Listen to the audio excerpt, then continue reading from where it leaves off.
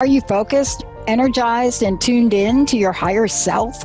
Or do you wake up anxious, unmotivated, and already overwhelmed by your giant to-do list? Welcome to Coffee with the Universe with Lore Goldstein, where we'll have inspiring and practical conversations around how to reverse daily struggle and show up calm, collected, and confident instead. As a psychotherapist, spiritual advisor, yoga teacher, and influential speaker, Lore will discuss all things morning routine for increased productivity, mental clarity, greater connection with self, and better decision making. So grab your favorite cup of joe and come sit down with Lore. Coffee with the Universe starts now. Hello and welcome to Coffee with the Universe. I'm Lore Goldstein and I am your host for the show. Why Coffee with the Universe? Well, how you start your day sets the tone and foundation for the rest of your day. So when you have a morning routine, a little ritual for yourself, that sets you up to be grounded, connected to your higher self, calm, then the rest of your day carries with that energy. The opposite is to start your day all frazzled and running out the door like a bull in a china shop, but then that just sets the day for a lot of stress, tension, and anxiety. So welcome to Coffee with the Universe. Today, we are going to be talking about the mind. The mind is a brilliant tool, but it also is not a very good coach. And we typically ask the mind for all kinds of advice, from who we should marry, where we should go on vacation, what our future will look like. And this is not really what the mind is designed for. So in this episode, I really want to talk about how it can lead you on this wild goose chase. I want to talk about what the mind really is designed for and how you can really harness the strength of your mind as a tool, and some things that you can do to stop allowing your mind to be in control and run the show. All right, before we get started, just a little housekeeping. Normally, this is a live call-in show. However, at the time that you are listening to this, I'm going to be in Batumi, Georgia. No, not the state of Georgia, but the Republic of Georgia. I don't know about you, but I actually had to go and look up where it was because I was like, where the heck is the Republic of Georgia? And apparently it's on the sea, so it is nice. However, it does border some countries that are not so nice. So anyway, we are not doing any call-ins in this episode. So it's just myself and my producer, Edvin, who could probably tell you better where Georgia is than I can, right? Because you're kind of from that region, yes? Oh, I'm from southeastern Europe, but Georgia's closer to the Middle East. So. Oh, okay. Okay. I knew that. I knew like you were Europe. What do you consider yourself European from like heritage? Well, yes. Or So Slavic? I am Slavic. I was born in I was born in Remscheid, Germany, which is just on the outside of Frankfurt. But I am from Bosnia, so it's a former Yugoslavian country. But yeah, I'm like one of those puppies that you get at the puppy mill, and there's like, yeah, you don't even know what kind of breed they are. Well, yeah, and I think like wasn't Georgia part of like, okay, so just a disclaimer, I was like a C- history and geography student. So but I thought like Georgia was part of what was known as Russia and just kind of separated. But I don't. Not to be honest, I'm not that sure. I always knew that Georgia was a country, and I was like, oh, there's a Georgia in the United States as well. But I'm not too sure of their history. Yeah, I'm not either, but I guess I'm going to find out. Oh, A you couple of will. years ago, yeah, I'll find out. A couple of years ago, we went to Azerbaijan, and it was the same thing. I'm like, where the hell is Azerbaijan? So I found out exactly where that was, in a cool little country, very modern, very secular, even though it's predominantly Muslim. But it was really interesting. I was like, who would have thunk? Had no idea. So this will be an experience for me. But anyway, as everybody's listening to this, that's where I will be, and I'll have a much better clue as to where I am in the world as you are listening to this. All right, so let's talk about what we want to talk about today, which is the mind. The reason why I wanted to discuss it is because I have found increasingly over the years, especially as I dove more into yoga philosophy, and started teaching yoga, I realized that my mind was just like, it was really messing me up. At the time, I was trying to find my purpose, and it was like I was racking my brain to find the answers.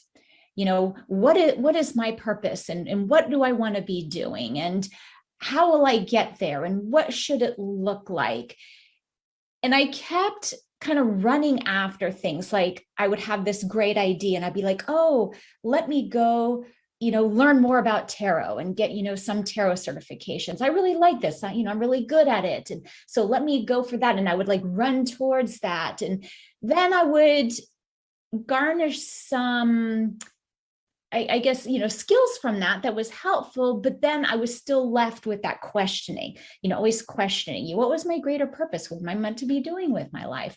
So then I'd have another brilliant idea. Like, my mom would be like, oh, you need to go and get an Akashic record certification. So I'd be like, oh, this is fantastic. And, I would run after that, and I would get that. It'd be a great tool, and it would really help me and serve my clients. But then I was again left with that flat feeling of, what, this really isn't it. This isn't the thing.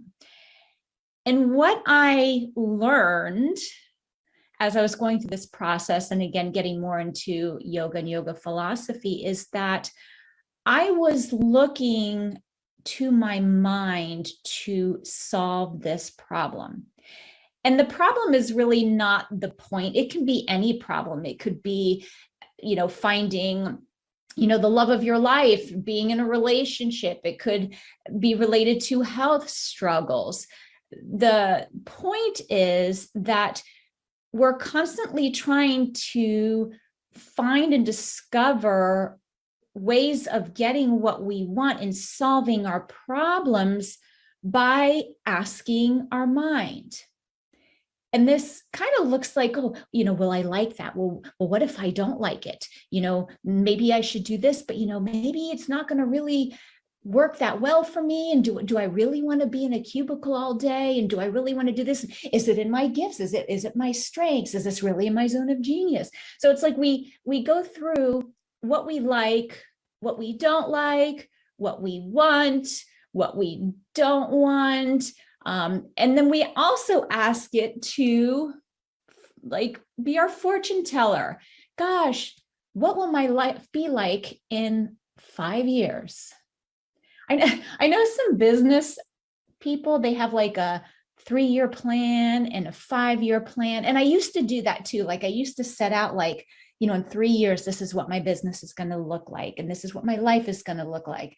I think more people now are doing that with their life too. It's kind of like my life's vision for 3 years. And I don't know, do you do that, Edvin? Do you do like life plans? To be honest with you, I try not to plan out as much. I mean, I'll have goals rather than plans, because a lot of the times when you try to plan things, it's just doesn't really work out for you. Um, but when you set goals for yourself, small little goals that lead to a bigger goal, I think those are more achievable than trying to plan things out. In my experience, to be honest with you. Yeah, no, I'm with you there. And I think that when we use our mind for what it's designed for, then setting goals based on achievability is precisely why our mind is there. We're using it for the right purpose. But I think so many people are taught that, oh, let's have this grand vision and design your life 5 years, 10 years from now, because when you do that, you will manifest, great things from the universe. And I know I say that with a little sarcasm. And I think just because in my personal experience, I've realized that when we're using our mind to kind of create life based on what we think we want and don't want, we're almost doing ourselves a disservice because we're not allowing things to unfold in front of us. We're not taking the opportunity to say, hey, what is presented to me? And can I be open to this? Because if this doesn't look like how my mind thinks it should be and what my mind told me it should be, then I might just discount it and say, oh yeah, no, that's not for me, or not even pay attention to it. But I might be missing out on something super important, or maybe even a gift that the universe is delivering to me.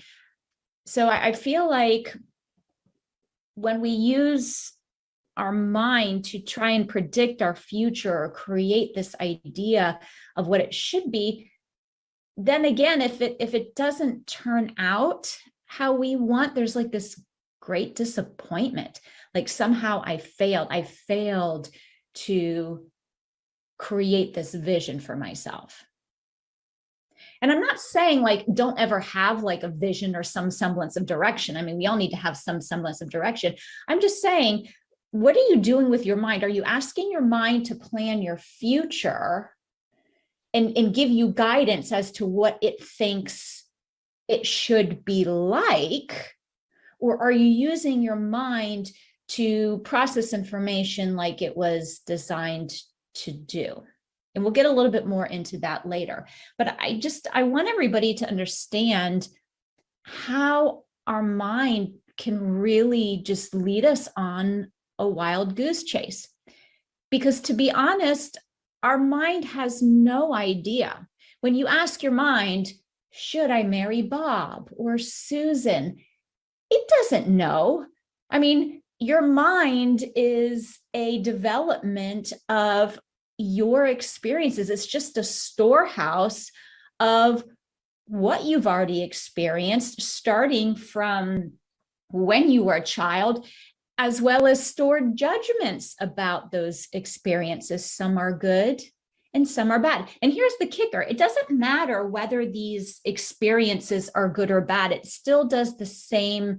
It still has the same detrimental effect. So for example, let's say, as a kid, you grew up in a home where, your parents were always fighting and arguing and things like that. You've now stored the information about, marriage is not fun. It's not good. There's a lot of arguing. Therefore, as an adult, I'm never getting married. I mean, I saw what it was like as a kid. I'm not going to do that. So your mind is trying to solve this problem of, as a child, I didn't understand what a healthy marriage looked like. So therefore, I'm going to just try and avoid it. And here's what you should do based on this experience. And the same goes for like a positive event. Let's say your parents had the perfect marriage, and now as an adult, you can never keep a relationship because you are looking for that 100% perfection in a soulmate. And oh my gosh, it has to be like this. If it's not like this, then it's not a meaningful, good relationship. So our mind, again, is trying to solve our problem of, hey, I'm lonely. I want to be in a relationship with someone, but based on only what it's experienced. That's all that it knows. So when you're trying to solve a problem from the chaos of only that then you're just going to be kind of stuck in that chaos. There is a quote. I can't remember who it's from. I think is it Einstein? I don't know, Edvin, you might know, where it's like, you can't solve a problem from the, source of its creation. Was that Einstein? I don't know. I'll look into that. I'll see if that is Einstein. I don't know because I'm not sure. I'm not honestly sure, to be honest. Like, who was that? I mean, it's like I know I can see that vividly, but it's like you can't solve the problem from the place of its creation. So, but that's so true, and that's what we're doing to our mind. We're constantly trying to seek advice from it. Um, It was Einstein, by the way. It was we can't solve problems by using the same kind of thinking we used when we created them. Oh, ding, ding. Okay, Hmm. got it. All right. So my brain, my mind that is actually stores useful information did work in this case. Okay. So that's basically what I was kind of trying to get to in terms of just understanding that your mind can only do what you ask it to based on the resources that it's had. And also, have you noticed how like you can change your mind in an instant? Here's another reason why it's not a good idea to seek life advice from your mind, because one day, like you love Brussels sprouts, the next day you hate Brussels sprouts. And we know this. I mean, just think about things that you've liked, and then all of a sudden, like you've changed your mind. Things that you liked when you were 20 years old, you may not like now. I used to like going out and hanging out with my friends and going dancing and stuff. And now not so much. I would rather be snug as a bug in a rug by 9 p.m. That's what happens when you get old. But our minds change. What we like one day is not what we like another day. So there really isn't any legitimate consistency there. So it's kind of leading us then to being on a roller coaster, like, oh, one day I'm headed this direction, and oh, this isn't so good, it's not working out.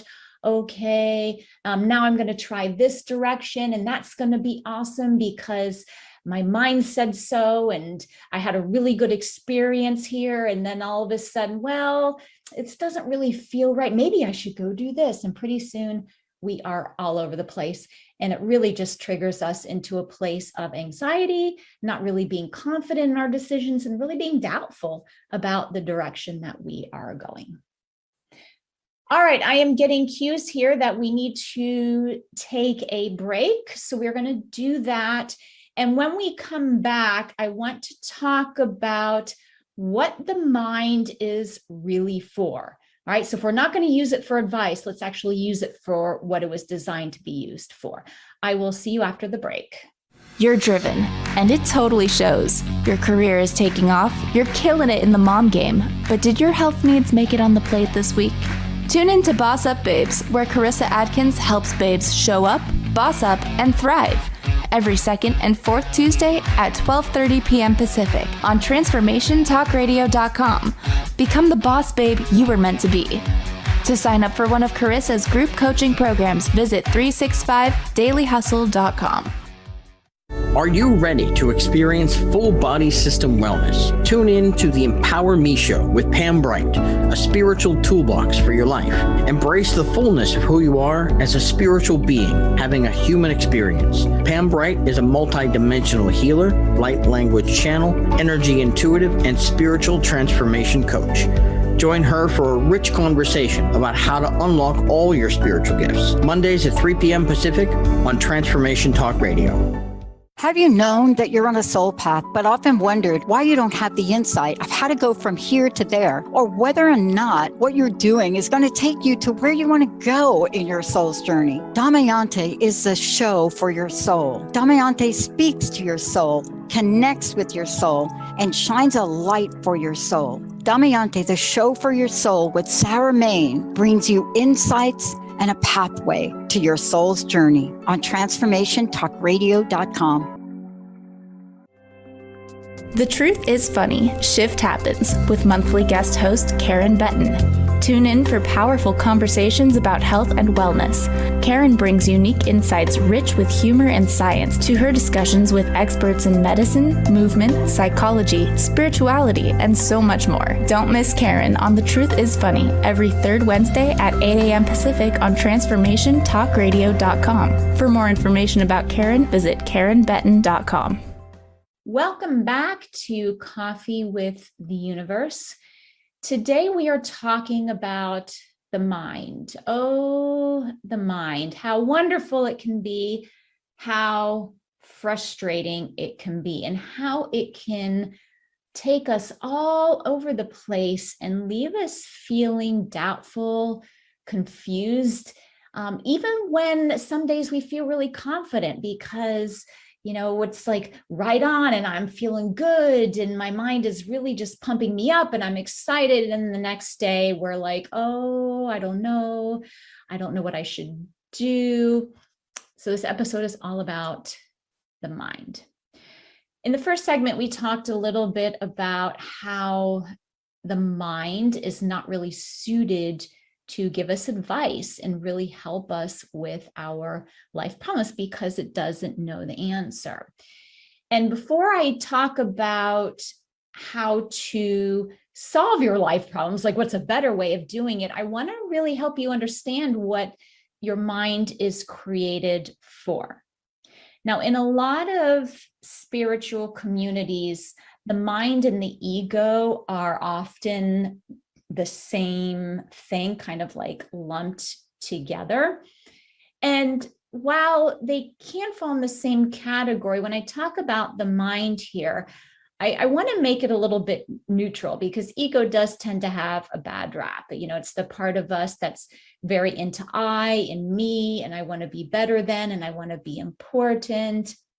And our ego is not going away. So as much as you would like to banish your ego to someplace far, far away, we do have it. And it's there and it's okay. You don't have to listen to it, but it is there. However, our mind can also include like our brain functioning. So that's why I really wanted to kind of leave the ego out of it and just focus on, our mind, our thinking process, our thought process. What is that designed for? So if you think about it, the mind is actually a really great tool. It's like a computer. Think about what we do with our mind. We process information, we weigh pros and cons, we keep track of time, we calculate to the extent that you can still calculate math in your head. We also have storage, by the way. There's storage. Memory. Just Yeah, like a yeah. computer. Yeah. Yeah. So it's like a computer. And when you are wanting to use your mind in the way that it's designed for, it's a good idea to say, hey, would I ask this to my computer, or what I would expect my computer to do this?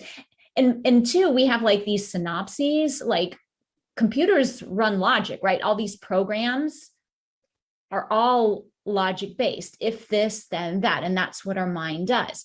However, would you go in front of your computer and like open up a search box and say, should I marry Bob? What would happen? Probably nothing. Or you might get a bunch of documents in there with like the word Bob in it or Mary. Better yet, would you Google, should I marry Bob? What would you get? Not the answer you're looking for, probably a bunch of like wedding websites, wedding dresses, wedding advice, getting married, sob stories about getting married. Who knows? I don't know. What do you find out? Edvin, Google, should I marry Bob, and see what happens. I am curious. Yeah, let me do that really quick. I'm curious too. Should I marry Bob? Should I marry Bob? Is he a good guy? It'd be interesting. It just gives you blogs about people, Bob and Linda Belcher, and their marriage calls. Very unrelated. Yeah. It's very goofy. Right. Well, and that's when we're asking our minds, should we do this? Should we do that? That's exactly what we're doing. It's like, imagine Googling, should I go on vacation? Should I have 3 kids? What, would you Google, what will my life be like in 3 years? It's like, who knows what you would get. You would The get like a point is generator or something, or like a test. You'd probably have to take like one of those personality tests to see where you'd be. That's my best guess. oh yeah, oh yeah. Where will you be in 3 years? Take this quiz. Those things are such a time suck. You're like, oh, gee, what Star Wars action figure am I? Let me take the quiz. They take way too long. It's like 30 minutes for an answer that you can get from like a friend. Yeah. Like your best friend can just tell you where you'll be in like 5 years. And you're like, oh, yeah. Great use of my time. Yeah. Yeah. So our minds are not really the source of our inner wisdom. It's not our higher self. It's not an actual source of like wisdom. And I know that, and really, when we start wondering like what our future is going to be like, and should I do this and should I do that, it's almost like a manifestation of the dysfunctional part of our mind. Because when we are using our mind, like, should I don't know what's the right choice, it's really because we're afraid of failure and making the wrong choice. So by trying to use our mind to solve a problem that the mind has dysfunctionally created, it's not good. It just, leads us down this path of, I don't know what, like non-answers, confusion. And it makes you like, I think I was just getting so frustrated with myself. I don't know if like you all get irritated with yourself, but sometimes it's like, I just get over myself. I'm like, seriously, I have like worked myself up into a frenzy today. I have, put myself in the crapper just by like thinking negative thoughts. I've beaten myself up over things that I've done, even like after these shows, like I'll finish a show and then my mind goes directly to, oh, you forgot to say this. Oh, why did you say it this way? Oh, you know what, next show you need to do X, Y, Z. It starts like giving me unsolicited advice. And I'm like, wait a second, I didn't really ask for this. It's like an automatic function. So our mind is that computer that's always on. I don't know. Wouldn't that be nice if we could just like in a moment make our mind go to sleep? Like, okay, I'm shutting the computer screen. You're going to sleep. You know what I think that is? I think meditation. That's like a strong reboot. Like you're saying I'd like to just turn off my computer, turn it right back on.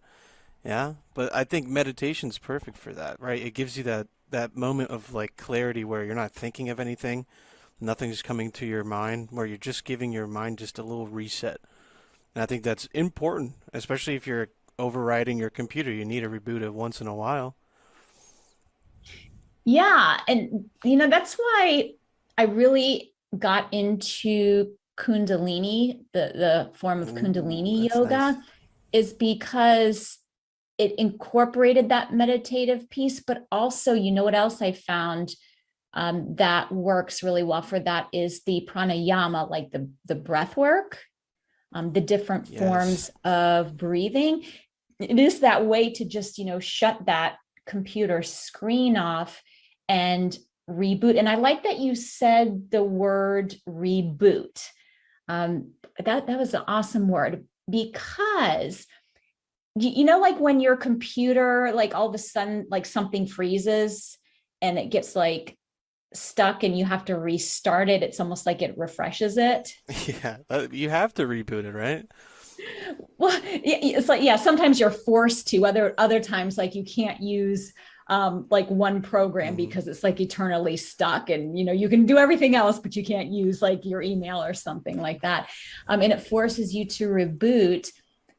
What's the human equivalent to like a computer crashing? That's like what? That could be like burnout, right? Once you get to that point where it's too much, and then you just override and crash, essentially. Yeah, burnout. It's like, I hear those warning signs. Yeah. Override. Yeah, what? I lost my thought. I was thinking about something. Rebooting. Oh, Why is that? oh yes. Yeah. rebooting. Also, too, I think that when we get stuck on a concept or a trajectory or a path, because our mind has said, go this way, this is what you want, this is what you're going to like. When it doesn't work out the way that we want, and we feel this sense of failure and disappointment, I almost feel like that's also a reboot phase. Like, wait, here I am. I've followed my mind down this path to who knows where. Stop. What am I doing? Start to kind of use your mind for a logical, okay, where am I? What are the facts right now? What is going on? And let me reboot so that I can start over, maybe like going in a different direction. But not just any direction, because again, your mind can take you there. You definitely need to use, the meditation, the pranayama, some of the tools that we'll talk about in a little bit, to get to that place of, okay, after I've rebooted, here's now where I want to go. And it can be challenging, because the computer, the brain is always on, it's always working, the mind is always going, and meditation can be hard. I remember when I first took up yoga, I thought it was like a bunch of hogwash. And I was like, are you kidding me? Lying here on the floor at the end for like 5 or 10 minutes. It's like my mind was like, oh, this is the biggest waste of time. Why are we here? Why are we doing this? Oh, don't forget to put raisins on your grocery list. You need raisins. And also, get some more cheese. And then it goes off to something else. And it was like, this is so stupid. This is a waste of time. I could be doing something productive. So even when we are aware of the tools to use, they don't always work, because our mind is just kind of going. It's nonstop. Have you ever paid attention to your mind? Do you ever just sit and listen to what it's saying? Yes, and I just can't stand it. It's the trick, the whole trick to meditation is like not thinking about anything, and that's probably the hardest part. And I couldn't do it for a while, and a lot of the times my mind just gets sidetracked. So the biggest thing I learned was this trick that Navy SEALs do. So they do like a breathing technique where you only focus on counting while you're breathing in and holding your breath and breathing out. So it's not that you're not trying so hard not to think, is that you are not thinking about anything except counting, just numbers. That's why people tell you to like count, to 100 before you go to sleep, because you're not worrying about anything else. You're just worrying about counting, keeping your mind off everything that's going around in your life, and that's almost way too stressful. So, yeah, I try not to think as much as I can. Too much thinking. I know people sometimes use those mala beads, their beaded necklaces, and when they're meditating, they just kind of count and move from bead to bead as they're like doing mantras, because it's like a distraction from the mind. It gets you to focus on a single object. And when we can focus on an object, whether it's like a candle or a bead or even a mantra, it actually stops the mind from being that runaway train, because it's actually given a purpose. Like if you're sitting at your computer and you are typing or doing a task, it's busy in that process. But if you leave it alone, and I hope your computer doesn't do this, but there's always things running in the background, stuff that we can't see. And when you have those things running in the background, the computer, you really don't know what's going on, especially if you have a virus on the computer and it's like running amok, doing strange things on its own, maybe sending out bulk emails with porn links and things like that. That's not a really good idea. And our mind is the same way. I was just thinking about that computer analogy. We have the programs running in the background. We have viruses, our negative stored experiences that are stopping us from repeat experiences by saying, oh, don't go there. That's bad. That's no good.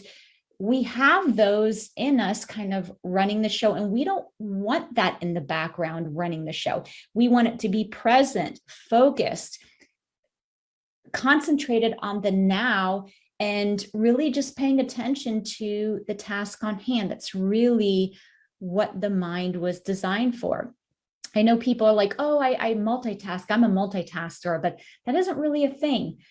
You know, you don't really, even on your computer, when you switch from one program to another, it's not multitasking. You might be switching from one screen to another, but it's doing one job at a time. It's either typing in Word, typing in email, one thing at a time. And that's what our mind is designed for.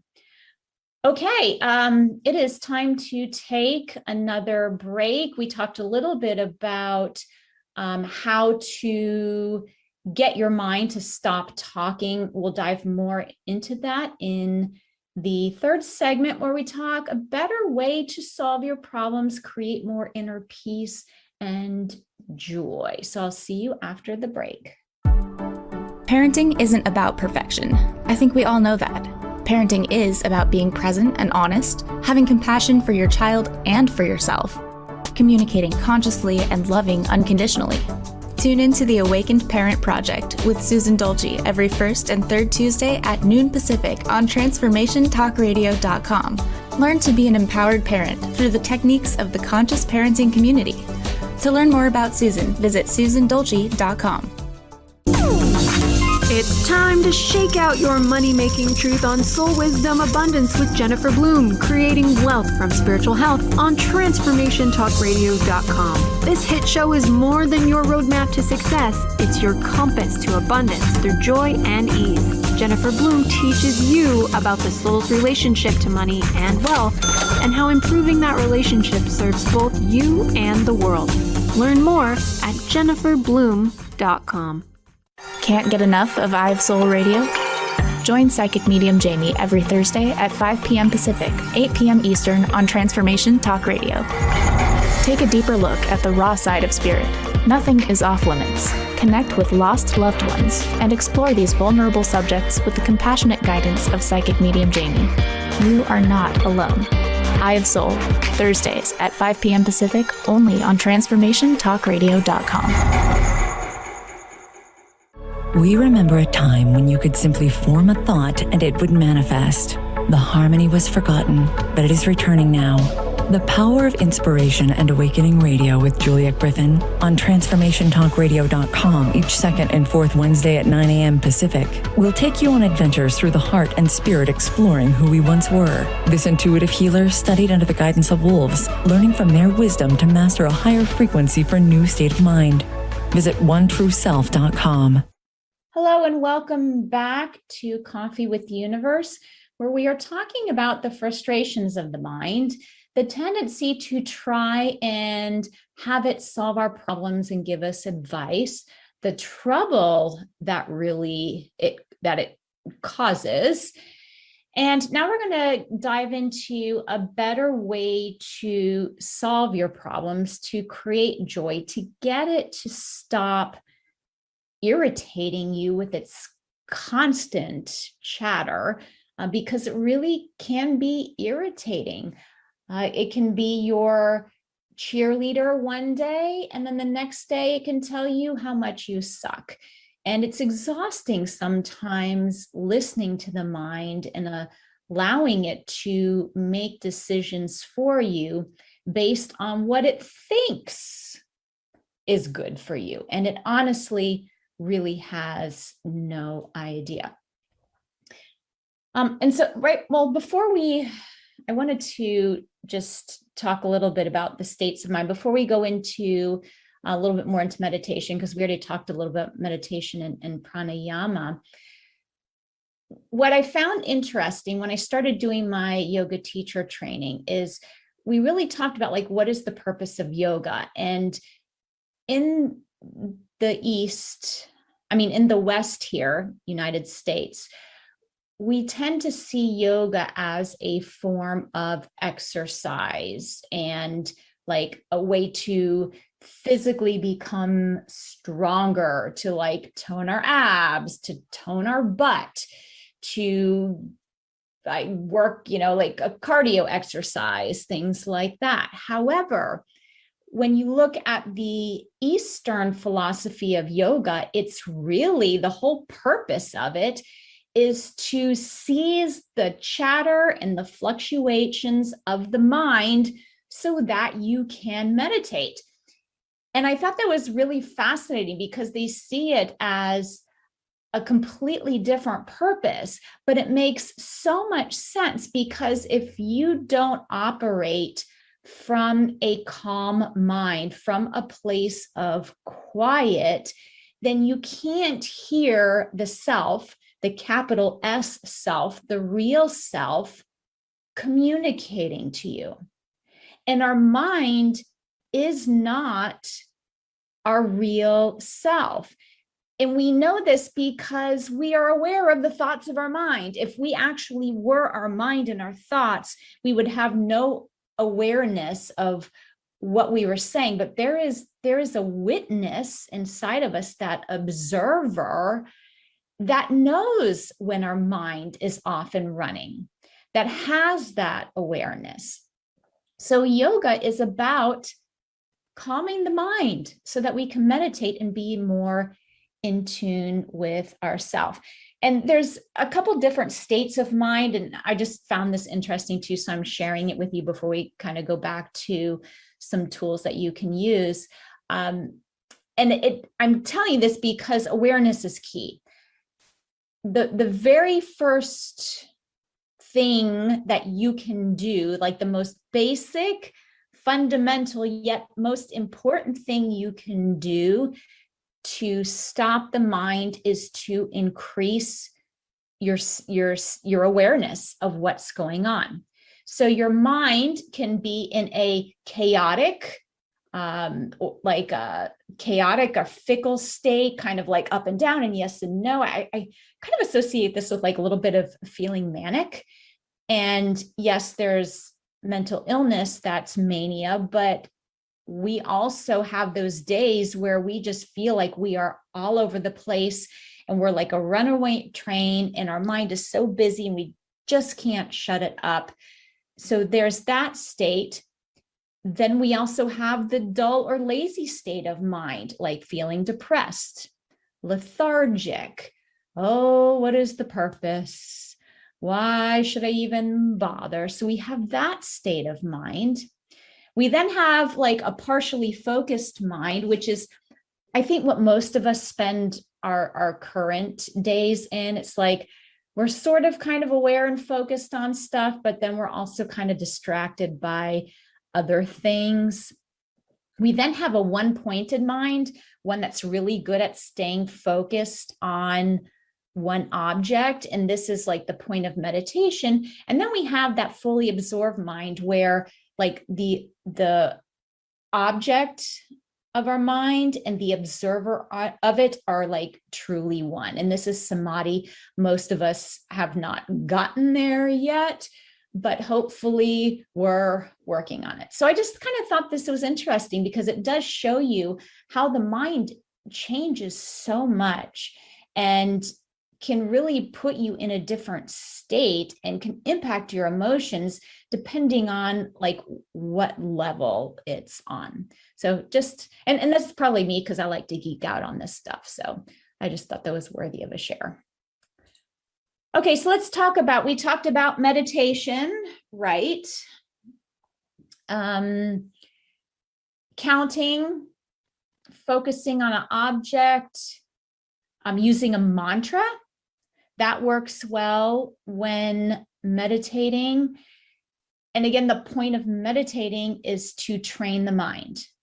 Here's another quote. I don't know who said this, Edvin. You might have to look it up. The mind, is it a Buddhist quote? The mind is a brilliant servant, but not a great master. I think it's the mind is a wonderful servant, but a terrible master. Oh, Yeah. did I get that backwards? No, it was just verbiage, but it was Oh, basically the same thing. Yeah, yeah. okay. I don't know who said that. I don't know if there is a source. It might have been like a Buddhist quote. I don't know. But it's true. The mind makes a terrible master, because if you let the mind be in charge, then it just does whatever it wants. Kind of like if you got on your computer and like put a bunch of viruses on it so it would just start doing whatever without you controlling it. Not such a good thing. We want to train it to be a servant. And the best way to do that is through meditation. Also, stop asking it what it thinks. Stop asking. So when you're trying to solve your life problems, should I marry Bob? And you're like, well, should I? And then you start like, well, he's really nice and he's good looking and he's got, good breath and he's cool. He's got a good job, doesn't have mommy issues. When you catch yourself doing that, just stop. Stop asking what it thinks.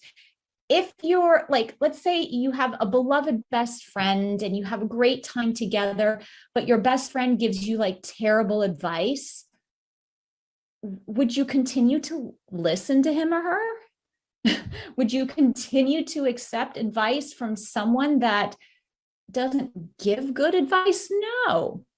So stop asking what it thinks. When you catch yourself falling in that trap, just stop it. Say, oh, silly me, here I am asking for advice from a source that really doesn't know.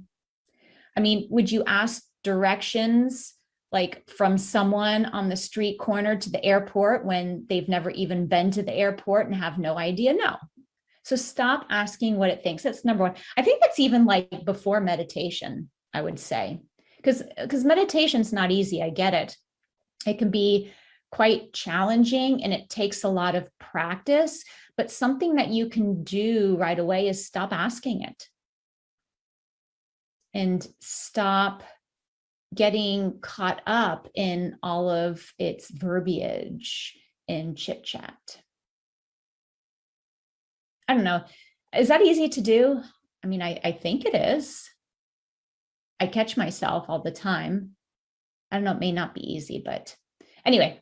All right, so stop asking what it thinks, meditation, being aware of what is going on, and tapping into the real source of accurate information. So that is that self, that capital S self, that witness, that observer part of us that we don't always listen to. So, Edvin, how many times have you had like this gut instinct to do something, but you don't do it?